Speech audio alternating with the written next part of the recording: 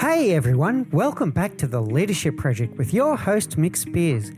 Our vision is to inspire all leaders to challenge the status quo. We bring you weekly topics and thought-provoking guests to get you to stop, reflect, and think about what it means to be a leader in a modern world.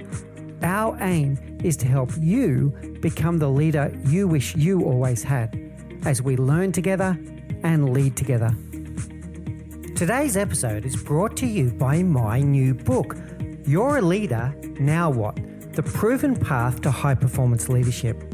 The book contains many of the great lessons that we've been learning together during the Leadership Project podcast, together with many other lessons that I've collected over my 30-year career as a leader. The book is aimed at first-time leaders, but really there's lessons in there for everyone. It would be greatly appreciated if you could go and grab your copy on Amazon as either an ebook or a paperback, and if you could leave us an honest review on Amazon. Now, on with the show. Hey everyone, and welcome back to the Leadership Project. I'm greatly honored today by someone who's really intrigued me. His name is Simon Severino. Simon is the founder and CEO of Strategy Sprints, and he teaches growth strategy at select MBA courses around Europe. And he's the host of his own podcast around strategy sprints as well. He's a TEDx speaker, and we're going to talk about his great TEDx speech that he did called Be a Category of One. We will definitely delve into that during today's interview as well. He's a contributor at Forbes and Entrepreneur magazine, and he's the author of a book. Once again, you're not going to be surprised. It's called Strategy Sprints, and we're going to go into that and the blueprint that that provides around increasing your effectiveness, growing your revenue, and securing business resilience. So really excited about today. I don't know where this conversation is going to go because he's a really interesting guy. So you never know where this path is going to lead, and I'm super excited for it. So without any further ado, Simon, please do say hello to our audience and give us some of that rich background of yours and what led you to be with us today. Hello, Mick. Hello, everybody. I'm excited to be here. So I did fall in love 21 years ago with one big problem that stimulated me intellectually, emotionally. I did fall in love with the problem of go-to-market because it's such a complex problem and everybody is into it. Whoever you talk to, I was talking at that time with the executive team of BMW, and the question was, how do we dominate the market against our competitors? How can we be ahead of our competitors?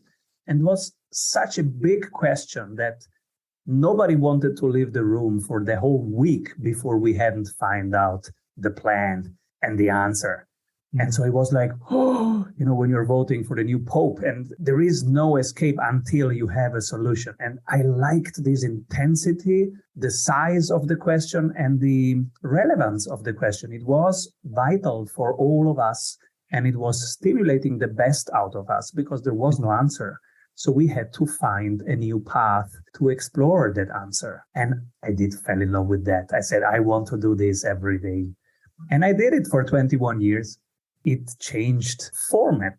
I am not the one coaching now. I'm the one leading a global team of coaches. It's a little bit of a different role, but it's still the same thing. How can we solve big go-to-market problems with a team that is dedicated and caring enough to really tackle these big problems in a truthful way? So I love it. That's what I do. And I'm so grateful that it is actually my job, because I would do it anyway. I would do it for free. Don't tell anybody. I would do it for free. And but it is actually what I do for a living. So yeah, that's what I do. Well, that's wonderful, Simon. I've got to say, you people always telling you to do what you love and love what you do. And you've found that. So well done. I heard 3 essential things there. So I heard about this problem space of how we're going to differentiate ourselves from the competition. I heard an enjoyment in your voice there of solving problems where there is no right answer or there is no complete answer. And then the third thing I picked up there is I feel like it was more than that for you. I feel like you learned something about yourself through that process back then with the BMW project. Tell me what you learn about yourself through that. I always learn about myself when I am in the world. And the more I entangle myself in the mess of relationship, the mess of teams, in the mess of emotions, the more I actually connect to my deeper self, because there is no separation. There is no outside and inside. As above, so below, as outside, so inside. It's actually my new thesis. Now that I'm 42, my new thesis is 80% of the work of every CEO, of every leader, is internal work. It's how you deal with yourself. And that will influence the quality of your relationships to the outside. And that will influence if your teams have a curiosity to find out more about each other, to fall in love with each other, to know more about each other via collaboration, and to care more about your clients. Ultimately, that's why you are organized as a business, because you care about some people and you want to deliver solutions there. So you want to serve those people. So long way of answering your question. Yes, I'm learning something about me all the time because there is no separation. So that's why I love it to immerse myself in those problems, because it will be a mess for days, for weeks. And when we come out of that, we have learned. It's like the Odyssey, like in Ulysses, navigating through all these different things, and it's tough, and you have to change direction. But then at some point, you come back to Ithaca and transform.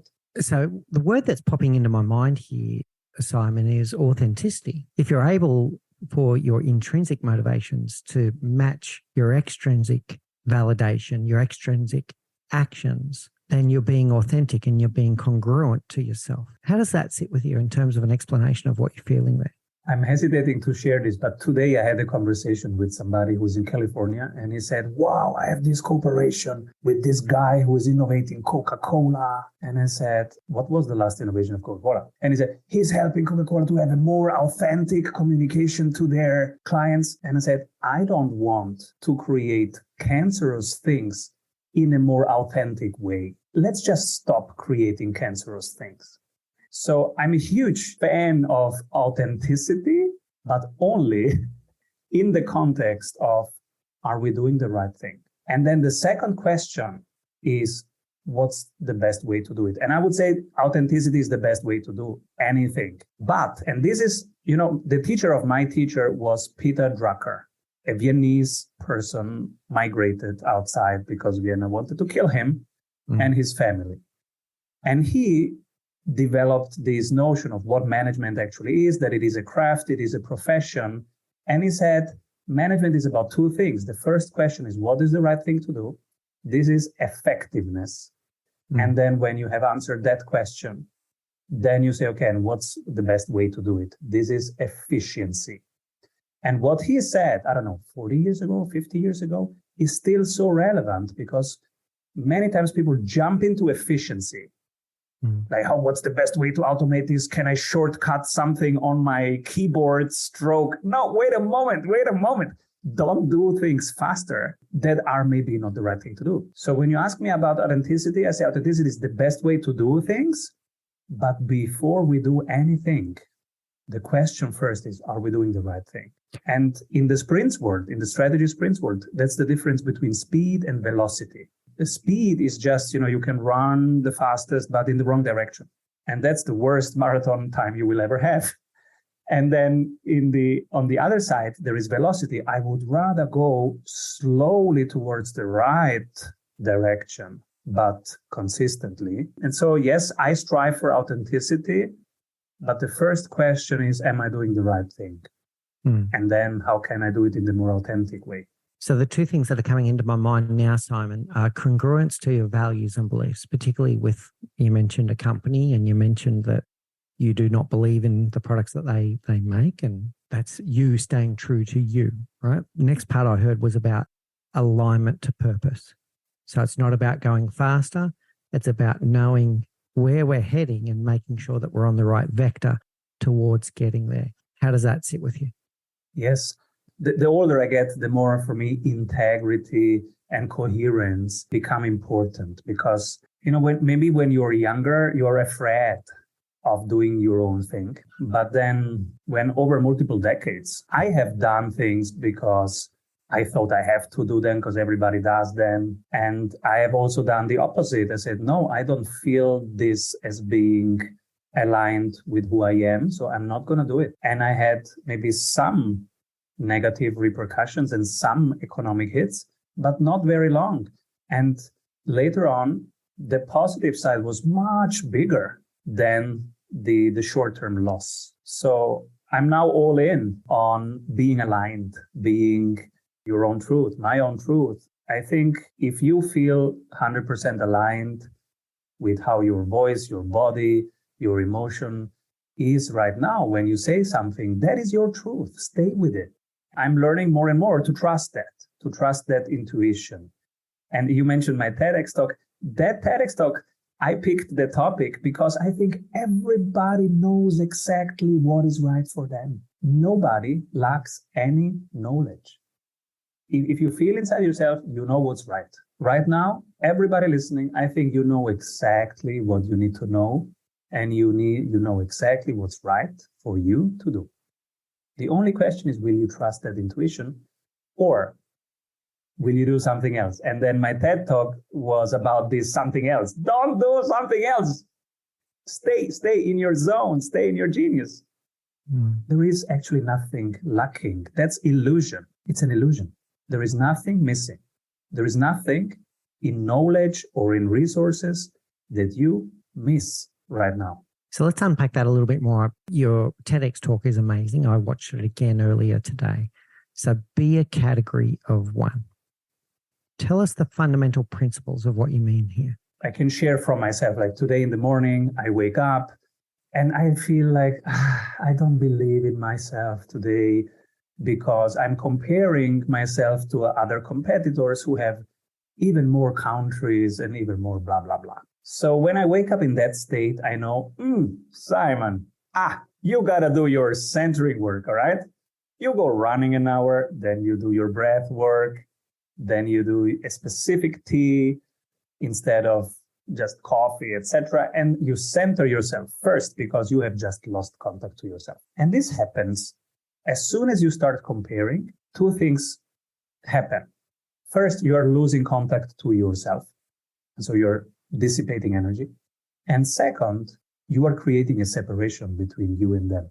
Both is not real. Both is just an ego play. You are creating models of reality that are just not helpful because you lose energy and you lose focus. So as soon as I see myself comparing, I try to see it early enough and to go back centering. Because if not, and then I would run into the workday having the first meeting in that state, oh my God, awful decisions, awful meetings, awful relationships. How does such a meeting feel?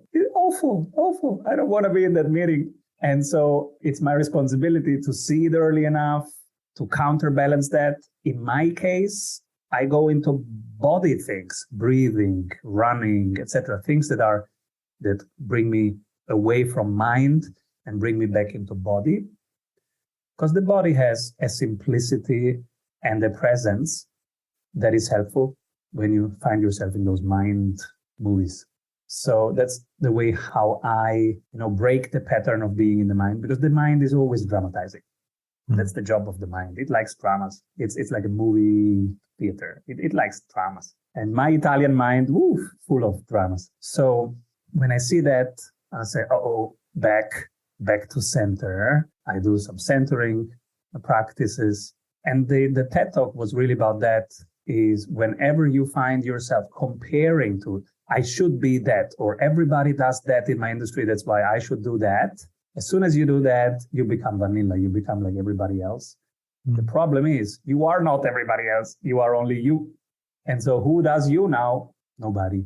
There's many powerful things coming out here, Simon. I want to test a few of them with you. So what I'm hearing is that you already know who you are. Most people, it's in there, inside them somewhere. Some may find it take some time to expose that, and I'll come back to that. But when you start telling stories in your head about yourself and how you see yourself in the world, They're just stories. And what I'm seeing in front of me is a man that recenters himself when he feels that drift, to intentionally come back to the person you are and the person you want to be, particularly before you go into a meeting. So you don't have that illusion, is the word that you use. I'd like to challenge that a little bit and say, is it an illusion or is it distraction? Can I put that out there? Yeah, so let's see. What is the opposite of illusion? What is the opposite of distraction? So for me, illusion is the opposite of truth. So there is something eternal and there is something temporary. Everything that's temporary to me is an illusion, because if it was truth, it was always truth. So I differentiate eternal stuff and temporary stuff. And then distraction for me is the opposite of traction. So we have to go and say, what is traction for you? And then we know if it's distracting you or not. Yeah. So the eternal versus the temporary for me is, I know I am love, I am understanding, I am light. That's what I am. I was never born and I cannot die because I was never born. That's what I am in the eternal truth. And that's what you are, and that's what everybody is. You can call it consciousness. You can insert a religious term if you have a religion. And that's the eternal part. And then there is the temporary part that, I'm in specific temporary roles, father, husband, CEO, whatever roles you insert here, they are temporary. They are maybe for 80 years, 100 years, 10 years, 5 years. That's temporary. And so both are here, but I manage them differently. So what I do is I try to spend time in the eternal part per day, because that is actually what matters more and is the foundation for the others. So what does it mean practically? Today, I will read a little bit of philosophy, a little bit of spiritual books, not just sales books, marketing books. That's temporary.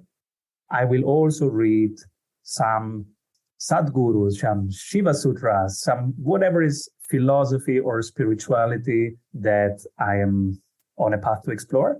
I will look also to have some very old books, religious books, ethical books, very old books, ideally pre-Gutenberg, pre-printing press.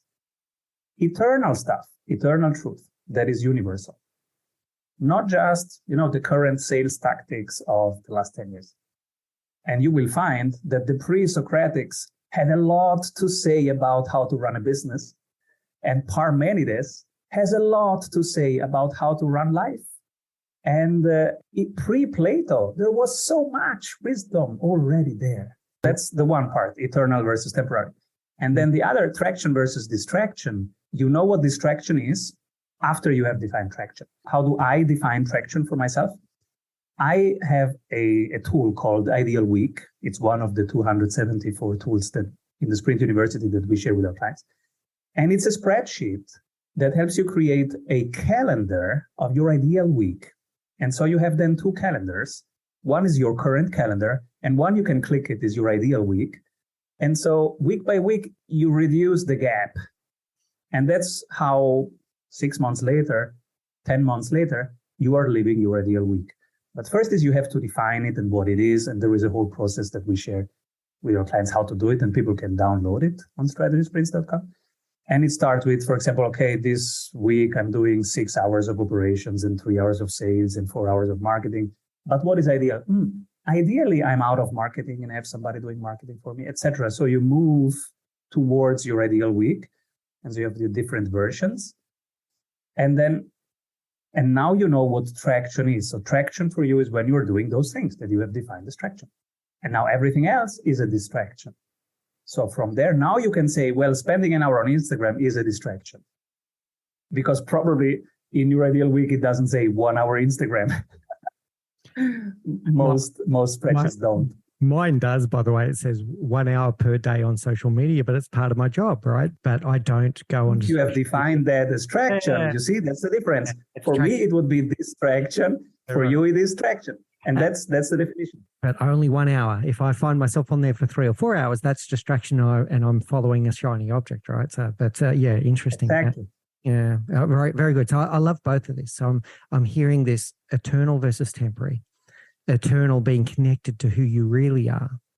The temporary being the distracted, oh, sorry for using the word distracted there, but the temporary stories that you might tell yourself that drift you away from who you really are. And this traction is about heading towards your true purpose, is what I'm hearing. And distraction are things that deviate you from your true purpose. Really powerful things I'm hearing here, Simon. Now, for many of us on this show, in the audience, and me included, we have done a lot of deep work to connect to who we are, to identify our purpose. But we also equally come across with people that are feeling lost. They've got purpose anxiety. They're not connected to their self yet. What would be your advice for someone that's listening to this that goes, oh, well, that's very good for Simon. That's really good for Mick. They've connected to who they are and what their purpose is, but I'm not there yet. Great question. I have two spiritual teachers. One is in India. He's called Sadhguru. And one is in Europe. He's called Rupert Spira. And they have both a very similar, very simple approach. They say there is nothing that you need to search because there is nothing out there that is missing right now. And their philosophy is, and the practice is, that you inquire just how you experience yourself right now. And as soon as you feel something is missing, I should do this, I should have that, then you are now in ego zone. And if you're in ego, there is nothing you can do right. Ego is like a blanket that is always too short. Wherever you pull it, there is always one hand out, 1 feet out. Something is out there. It's nothing, is never covering the whole thing of you, because that's the whole job of the ego. The ego separates and creates drama.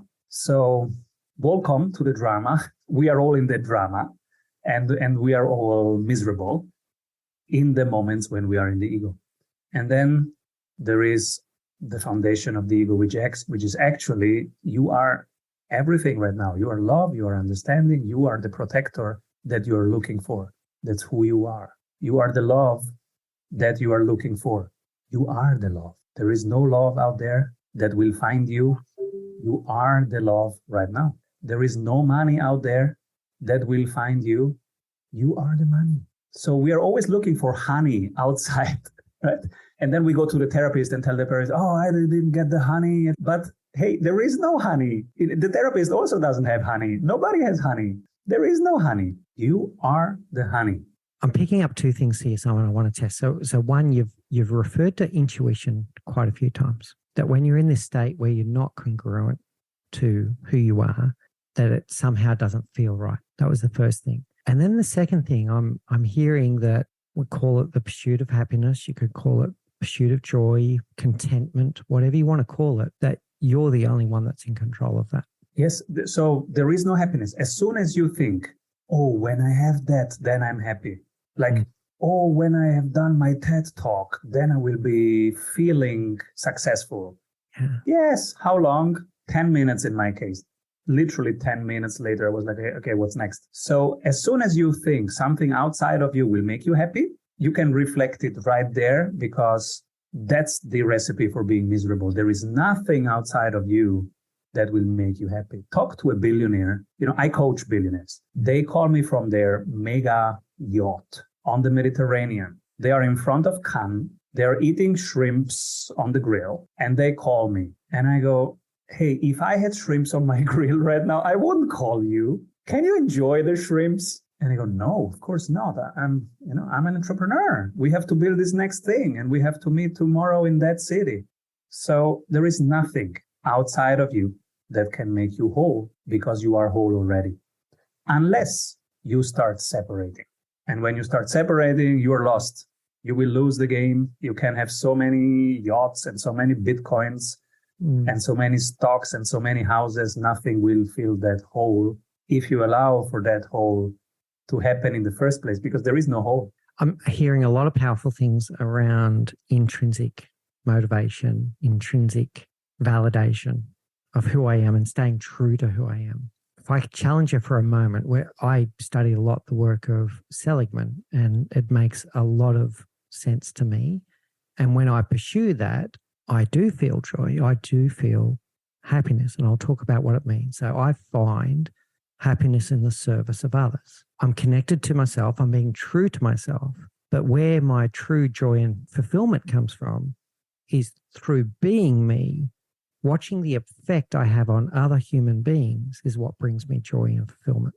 And in doing so, that is what makes me do it again tomorrow. And it's like the human connection. So I'm connected to myself and I'm very comfortable in my own skin. But what brings me joy and fulfillment is in the service of others and in connectedness to others. Is that different to what you're saying, or is that still in alignment with what you're saying? I love this. Let's go there, because there is so much wisdom in this. So yes, we are always in service, and there is also this moment before the service. Am I worth it? Whatever the outcome of the service is. And today in the morning, I was talking to my own coach. And I told him that I want to raise the price of my mastermind from 6,000 per year to 12,000 per year, because my participants are telling me, Simon, you have to raise the price. And he goes, hey, your participants tell you to raise the price? You have a self-worth problem. And I go, yes, I know. So from the Seligman perspective, yes, my joy comes from being in service of people, but I'm also constantly under asking and overstepping my boundaries by not charging enough. If I accept to be in that mode of being that I have been over the last 42 years, but I don't have to accept it. And so what my coach helped me realize is, wait a moment, they are telling you something very clearly. Different people tell you the same thing the same day, that you should charge 12K, not 6K. So why do you think it's 6K worth? And by the way, Simon, we are not talking price. We're talking your self-worth right now. And I go, I know. And that's because I need to see 10 times in written that they wrote me a letter saying, before I entered your mastermind, I had no 6 figures collaborations, I want to see it in written 10 times that there was the result. Then I go back to my self-worth and I say, oh yeah, it's worth more. And that's kind of a loop that you could play still in the Seligman perspective, and that I am playing all the time. And that now I'm learning to step out of and say, no, wait a moment. Next time I will feel it and I will tell the price. I will not have participants need to tell me to raise prices, because I will come from a higher self-worth. And I will not make that dependent on, every week's feedbacks from everybody, because that's a never-ending thing. What if you have one person who says, no, it doesn't work for me? Then you go back to square one. I went to Amazon because I got a negative Amazon review. No, I didn't get, but I was afraid. What if I get a negative Amazon review for my book? And then in preparation of that, I went to the Bible and I saw that the Bible has negative reviews. No, that's not a good book. Okay. All right. So if you allow outside numbers, outside feedbacks to influence how you feel about your self-worth in the first place, then you're opening a door that you might not want to open. That's why I'm sharing that. Yes, positive psychology, always coming from what's going on right here, resources, gratefulness. Yes. We start all meetings with what are magic moments of this week. What are we grateful for? That's what I learned from Seligman actually to do, instead of starting, with the numbers or the agenda or whatever. Yeah. But still be careful that if you just are in service, you can also burn out quick. Yeah, very good. You need to be refilling your own tank as well along the way. Yeah. So I want to build on some of the things that we've heard so far. So you are enough. You are whole. You don't need to look elsewhere to understand self, to be comfortable with self, to understand your self-worth. But I'm also hearing, and this similar to something we heard from Stephen Shedleski when he was on the show, his statement was, it's very hard to read the label on the jar from inside the jar. So there are a lot of people out there that are truly extraordinary. They're unique. They have their superpowers, but sometimes they need someone not to give them external validation, but to hold a mirror up in front of them and to hold space for them so they can discover their uniqueness and their superpower. What are your thoughts on that? I reach out for coaches. I was talking to my coach today. I reach out for gurus. I reach out for help. And I think that's very important. And I have business coaches, I have spiritual coaches for whatever, the work is for me. And the work, I think, is always the current obstacle. Whatever life throws at you, that's your current work to deal with. And so, yes, reaching out. Yes, there are so many helpful processes out there. Use those processes.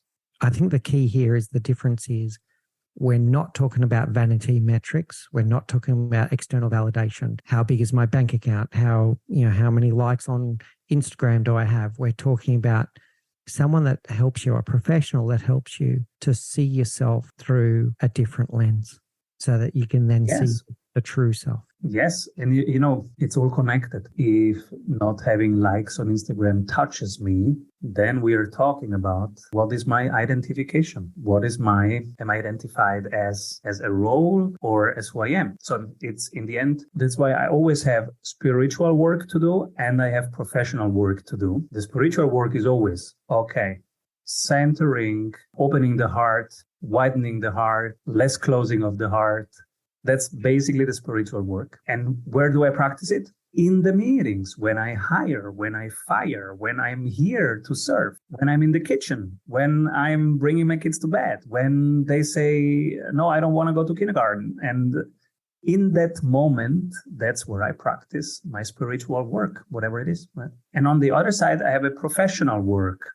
I have to learn marketing and sales and legal and scaling businesses and negotiations and contracting and all these, professional things that we need to learn. Where do I practice those?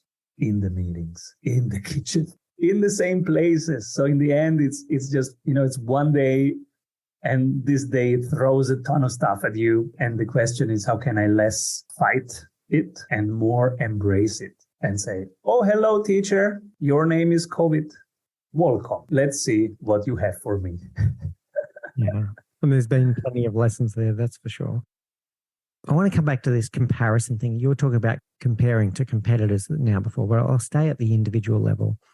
We do see a lot of people with comparison syndrome, if that's the right term for it. They're comparing themselves to someone else's curated life on Instagram, or it might even be in the workplace. They land in a new workplace and they're clever. They look around and go, right, what do I need to do to get along here? Right. So they look at what behavior is being celebrated and rewarded. They look at what behavior is being tolerated. They look at who's being successful in this organization. They might even start to mimic the behavior of another individual instead of being themselves. What advice can you give to someone that might be in that situation? They're on that search and they're looking for how to get on with life, but they are looking outwards instead of inward. Yeah, I think we are all comparing. And the only thing that we can do, I am comparing. And the only thing that I can do when I compare is to see it quicker and to stop it. So what do I do? My subscriptions on YouTube, for example, they grow because I like something, I subscribe, and then I have like 27 subscriptions, right, on YouTube. And then I realized 1 week later, I don't feel well after I watch that. I don't sleep well after I watch that. So what I do is whenever I have this feeling, I go, oh, I am not respecting the boundary. So I go literally in YouTube on my iPad or those subscriptions. I unsubscribe from everything that is not nurturing. So the only question, I go back to the body, because intellectually, there is always a reason why I should follow that and that. And no, it's rational. But in the body, yes. Yeah. But in the body, you either feel better in your body after that video or not. It's simple. So I go back to the simple wisdom of the body and I say, no, I don't feel well after that specific Bitcoin video. So unsubscribe. And if I need it, I can still, search for it. But I will not let it jump into my life every day. That's the difference. And the same thing I go with Instagram. I think I follow just 100 people on Instagram because I only want nurturing posts, nurturing communication. After it, I'm inspired. I am more alive. I am more curious. Okay, I stay there. If it's not, unfollow. That's what I do. I'm not the best at this. I'm in a learning process, but I'm getting better.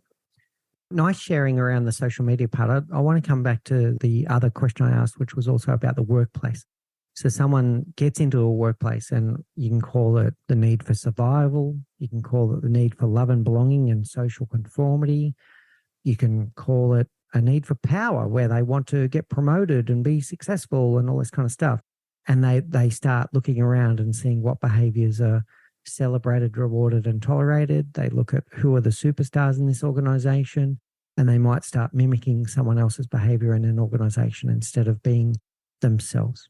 Any advice there? Oh, yes. You're opening a Pandora's box, and I'm happy to jump into that box because we have to differentiate systems from non-systems. So let's differentiate systems from individuals. I don't think you should be authentic in the system, in the corporation. Why?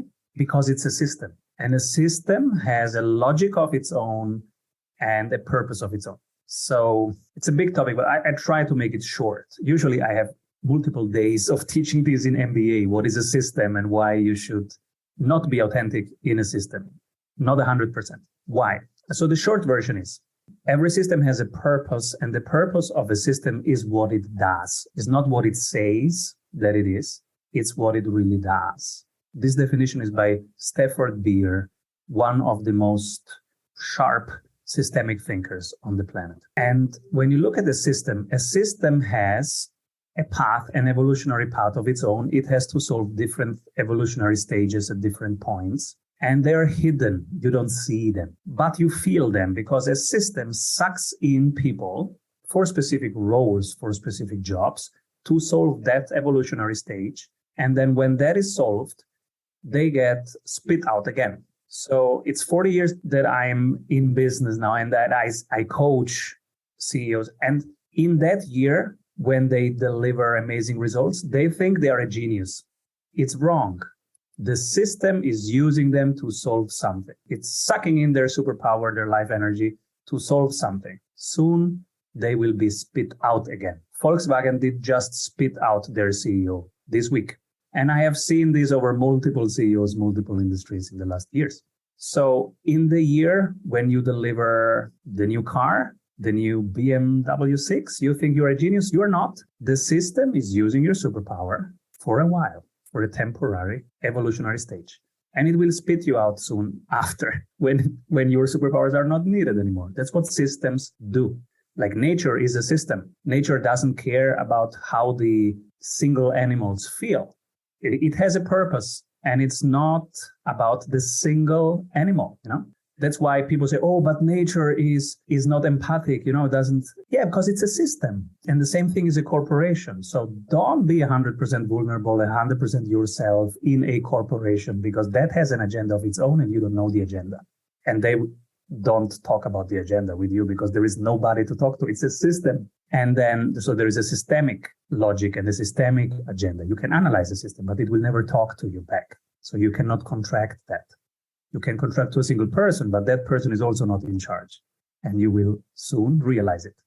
Even the person who hires you is not in charge. And so that's system versus individuum. So I would say authentic, not in a system.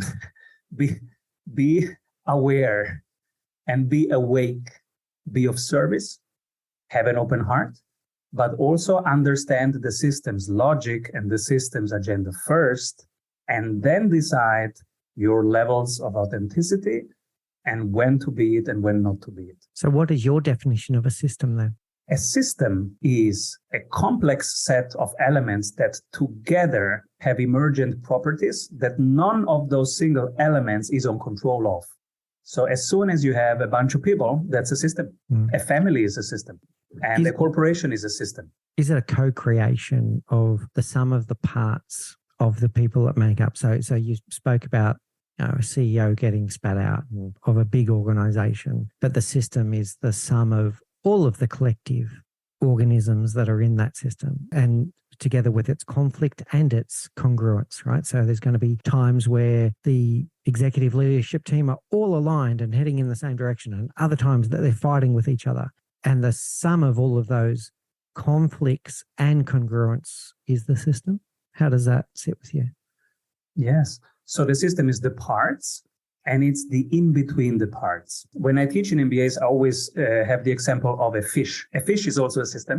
And so if you catch a fish, in that moment, the fish is alive. And if you cut the fish in half and you have two halves of the fish, all the elements are still there. You have not removed any of the elements of the fish. Why is it not alive anymore? And that's the communication between the parts. And that's what in systems theory you call emergent properties. Life is an emergent property. You cannot create life by pulling elements together. It's there, but it's an emergent property. The fish does not make life.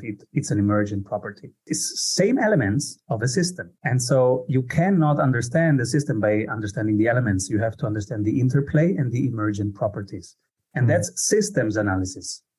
You can learn that, and there are curriculums about that, and it's systems sciences and systems analysis. And it's very important when you work with corporations, with complex systems, then you have to understand systems versus individuals. If you are coaching one person, then you would do them a service to say, hey, this year you are crushing it. You are on the headlines. You think you are the smartest CEO on the planet. Don't think too much that way. Yes, because 2 years later, they will feel very miserable. And it's also not on them. It's an emergent property. They're getting sucked in a systemic situation. So you are weathered. You are not a genius and you are not miserable. It's in between. You are you, but systems do stuff with you. They suck you in. They enhance specific properties of you in some years. And then you go into another system. You feel completely different. It's still you. But you go to a music festival, which is a different system, that takes other parts of your personality and amplifies them. And you go, oh, I feel completely different here on the festival than I did in that meeting. Yeah. But it's still me. Yes, but the emergent properties that it's pulling out of you are different ones. I'd like to turn that into a leadership lesson for our audience, Simon. Let's work on that for a moment. And I want to pick something. I want to pick something around, let's say, senior manager, middle manager, not the CEO this time. I want to, or maybe even just team leader. So let's say that they're a team leader in this system and they want to show up as their authentic self. I know you've already challenged that term, but they want to turn up and be themselves. They want to do the best job. No boss turns up every day wanting to be a horrible boss. They want to turn up. They want to do a good job. They want to be themselves. They want to create an environment where their team can also turn up and do their best work and be themselves, etc. But they're part of a system. What advice can you give to that junior leader, team leader, middle manager that's in a big system, but is also trying to look after their subsystem, which is their team? Oh yeah, great question. And I've put so much love in many, many months. I have put together the leadership lessons in this book, Strategy Sprints. The short answer is, as a leader, you need to understand systems first. And system means studying purpose of a system, processes of a system, and governance of a system. When you understand these three things, now you can be a great systems leader. Now you can create the conditions for people to fall in love with each other, fall in love with the clients, fall in love with the work, fall in love with the team. But you are working on the conditions.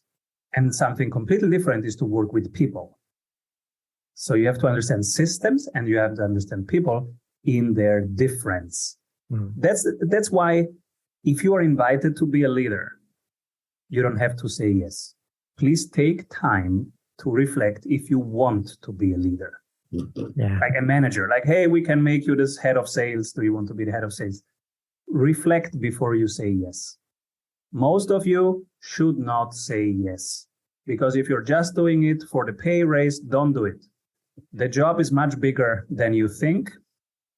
And it includes this shift of becoming a systems thinker. And most of you don't want to do that because it's a lot more work for a little bit more pay. So actually don't do it unless you are curious about systems and you want to become a systems shaper. Then yes.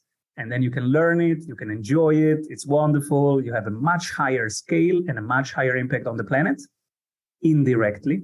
but you have to become a systems thinker. It's more like a gardener than like a psychotherapist. It's a gardener. You have to understand systems now and curate systems. It's very different. So I'm hearing a deep need for situational awareness, what's going on around you and how the system works. I'm hearing, we covered it deeply earlier, the need for self-awareness and understanding who you are and who you want to be. And then I'm hearing, if you're going to be the caretaker of those in your charge, that you're also going to need deep awareness of who they are and what makes them tick. What if it's a toxic system? We hear a lot about toxic cultures. What if you're that middle manager, junior manager in a toxic culture, and you're looking at the system and you're scratching your head going, no, this is not a healthy system? What do you do then? Great question. So when you see toxicity, how do you handle it? In the book, I explain one way of handling it. And one way is you see the toxicity. If you fight it, it will get more energy, more attention. Focus on the three controllables. And by focusing on the three controllables, and in the book, I give exactly the checklist and the blueprints of what the three controllables actually are when you're a leader. There is only three things that are in your control: daily habit, weekly habit, monthly habit. And so when you refocus on your controllables, the rest starts getting less and less attention. We lose intensity, and so will fade out gradually. Might take hours or days or weeks, but it gradually fades out. So as you focus on the three controllables, the toxic elements gradually become smaller and smaller and smaller and smaller until they become insignificant. But the only work you can do is to focus on the three controllables and having the patient coming back. It's like an athlete training every day. And so the rest will dissolve. So if every day you eat, steak and broccoli and rice and steak and broccoli and rice, at some point you will feel less cravings for a pizza. It will automatically happen. But if you think about the pizza, oh my God, I want the pizza right now. I'm lost. So, but if I think about steaks and broccoli and rice, and every day I come back to that pizza craving will just gradually become less strong until I am stronger than the craving. So focus on what is in your control. Don't give energy to things that are not in your control. And that includes expending energy on that, right? So if you spend your whole time worrying about something that you can't change, you're also not going to do as good a job on the things that you can focus on. And yeah, I feel like pizza now too, unfortunately, but yeah, fully know what you're talking about with that focus there. That's really interesting, Simon. This has been just an amazing conversation so far. And this is exactly why we created this podcast in the first place, Simon, is to have these conversations. I can't ignore the strategy sprints though. I want to know more about how you created that and how it's different, you think, to the way most organizations are doing strategy today. Well, the creation was pretty simple. I did fall in love with this topic. And at some point, I couldn't help people in Paris and in London at the same time. So I said, hey, colleagues, can I teach you how to do it? And you go to Paris and do it. Mm. And so it became a certification program, first an online course, then a certification. And now it's a global franchise of strategy sprints coaches. We share the Sprint University, and every Monday we come together and we talk all clients and how are they doing and what they need. And it's a 90 days program. It increases sales and it makes the operations smoother in 90 days. And I have people in all time zones so that in the same day we can help people in Los Angeles, but also in Singapore and in between. And that's the strategy sprints method. 90 days, one-to-one coaching, plus all these processes, blueprints, checklists. They have access to that. And a ton of videos from me showing exactly how I do things, because we share only things that we do ourselves every day. And now it's less me and it's more the method in front, because that's actually what makes the impact, right? It's like when if you learn Ayurveda cooking, We don't even know who invented that. It's not important. Important is there are these principles that you have sour and sweet and pungent, etc., all at the same time, and it's more healthy. So you learn these principles, you do it, it works. That's the strategy sprints method. And in order to get it to people who cannot afford a one-to-one sprint coach, so even small businesses, solopreneurs, I wrote this book, Strategy Sprints, which shares almost all of the templates, the blueprints, the checklists, the stories. There are our clients in the single chapters, and in the foreword is written by one of our clients. So it's from their perspective, and it's very practical. That's the strategy sprints method. Improves sales, improves operations in 90 days. Yeah, well done. Congratulations on the success of it. And we're going to put some details about that in the show notes. And I do encourage people to have a good look. I've had a good look around Simon's website. I've had a good look at some of the videos that he does. It all makes infinite sense, and it gives you a method that you can really get into with intentionality around your business about where you're trying to get to, where you're trying to take it. And yeah, I highly recommend that you take a look at it. That probably brings us to a close then, Simon. I'd like to finish with our last 4 questions. What's the one thing that you know now that you wish you knew when you were 20? That I should learn investing, that it's not enough to learn revenue systems. It's also important to learn investing systems early, because whatever the amount of money that you make, you have to learn to keep it long term. All right, very good. What's your favorite book? My favorite book is by Rupert Spira, and it's called You Are the Happiness You Seek. Powerful. What's your favorite quote? My favorite quote is probably also by Rupert. Somewhere in the book, he says, whatever you are looking for, it's not there, right? There is just you, and what you are seeking, you cannot find it. You can be it. And so I don't know the exact quote, but that's what the whole book is about. I can feel that right now. Yeah, you don't seek it, you be it. Right? And that comes back to intentionality as well. Really good. And finally, we will put this in the show notes, but just say again, how do people find you, Simon, if they want to get involved in strategy sprints, if they want to know more about this deep work that you're talking about around self? Strategysprints.com is where people can download literally the daily habit, the weekly habit, the monthly habit. We were very generous in sharing those tools. That's strategysprints.com. And this is where people can find me. I'm also on YouTube. Strategy Sprints is one channel, and the other is Simon Severino, where I share my current mistakes and learnings and explorations. Yeah, that's where we hang out. Strategysprints.com. Just wonderful, Simon. I'll say this again, inferred this earlier, or I spoke about it earlier, but we started this podcast to get people on the show that will really challenge our thinking. You've done exactly that today. So thank you so much for sharing so openly. You shared very personally as well that you also have your own coaches and you work through your own things as well. You really opened up our mind and expanded our thinking today.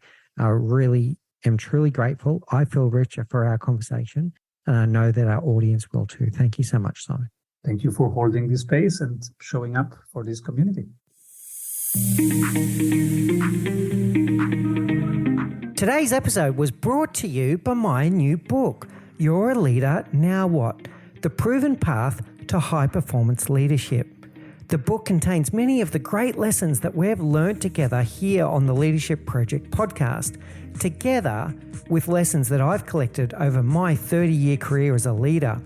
The book is aimed towards first-time leaders, but really there's something in there for everyone. If you would like to show your appreciation for this show, we would greatly appreciate if you were able to go and get your copy of the book on Amazon as either an ebook or a paperback, and if you could leave us an honest review on Amazon. Thank you for listening to the Leadership Project podcast at mixbeers.com. A big call out to Faris Sadek for his sound design and editing of our audio and video content, and to the whole team at TLP, Joanne Gozon, Gerald Calabo, Rika Vidanes, and my wonderful supportive wife, Say Spears, who is also our operations manager. This show would simply not be possible without you. If you've enjoyed the show, please leave us a rating and review at Apple Podcasts. You can catch the video podcast and our video of the week at the Leadership Project YouTube channel, and you can join the conversation at the Leadership Project Facebook community group. We look forward to bringing you more great content and interviews next week as we continue to learn together and lead together. In the meantime, please do take care, look out for each other, and always remember to challenge the status quo.